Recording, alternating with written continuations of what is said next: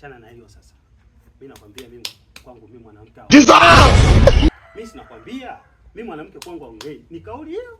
Acha mke nimemweka ndani. Mimi yani nikiongea kauli hiyo. Acha bwana. Oya, si mambo ya sijui kuosha vyombo sijui. Oya, mimi saa 12 mwanamke ashaamka, ashaosha vyombo, ashasafisha kila kitu kiko poa.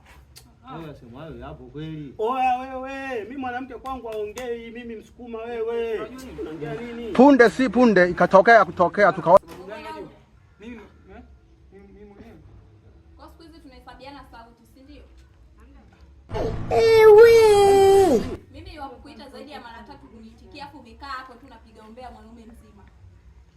Aiba vyombo kwa ndani au shenani? Unanituliza nini? Si ni wajibu wako? Hayo maji akateke nani uko Bombani? Osha vyombo baba. Wewe naye uonangi wageni. Niko kuchapa afu wewe unanihesabia sauti, si ndio?